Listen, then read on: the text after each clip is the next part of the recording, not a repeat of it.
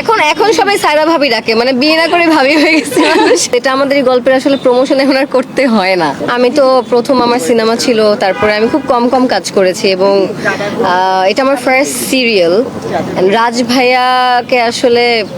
ভাইয়াকে চিনি আমি অনেকদিন ধরে এবং আসলে রাজ ভাইয়া বলেই আমার কাজটা করা। বাট এই কাজটা আমাকে যা দিয়েছে, একটা পরিবার দিয়েছে, অনেক অনেক জনপ্রিয়তা দিয়েছে এবং সবাই যেভাবে বলছে আমারও সেমই। আমি যেখানেই যাচ্ছি সবাই আমাকে সায়রা সায়রা বলে ডাকে, দেশে বিদেশে, ইভেন এয়ারপোর্টে পিচ্ছি পিচ্ছি বাচ্চারা এসে বলে সায়রা আপু কেমন আছো। ওকে এখন So, ভাবি বানাই দিচ্ছে সব। এখন এখন সবাই সায়রা ভাবি ডাকে, মানে বিয়ে না করে ভাবি হয়ে গেছে মানুষ। বাট জোকস অ্যাপার্ট, আমার কাছে আমার মনে হয় যে এটা আমাদের এই গল্প করতে গিয়ে আমার যে সায়রা চরিত্রটা আমি করেছি, আমার ক্যারেক্টার আমি আসলে একটা এক্সপ্লোর করতে চাচ্ছিলাম যে এই টাইপের ক্যারেক্টার কি আমি করতে পারি কিনা। রাজ ভাই আমার উপর বিশ্বাস করেছেন, অনেক অনেক ধন্যবাদ আপনাকে।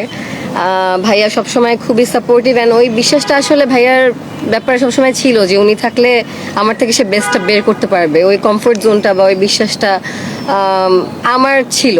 বাট এত যে সাড়া পাবে এটা আমি কখনো ইমাজিনও করিনি। অ্যান্ড আমার লাইফে এটা অনেক বড় একটা অভিজ্ঞতা হয়ে থাকবে।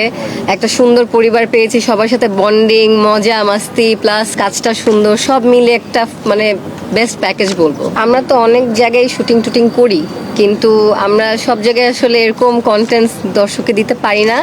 এটার সবচেয়ে বড় রিজন হচ্ছে আমার মনে হয় যে আন্ডারস্ট্যান্ডিং, ফ্রেন্ডশিপ এবং কমফোর্ট জোন, যেটা আমাদের এই সেটটাতে সবার মধ্যে বন্ডিং, আন্ডারস্ট্যান্ডিং, কমফোর্ট জোন, ফ্রেন্ডশিপটা হয়ে গেছে, যেখানে আসলে আমরা যেটাই করি সেটা একটা মজার কিছু হয়ে যায়। আমরা মানে we love to share it with our audience. So ওইভাবে আসলে করা এমন না যে আমরা কাজের প্রমোশনে করছি, বিকজ এটা আমাদের এই গল্পের আসলে প্রমোশন এখন আর করতে হয়নি।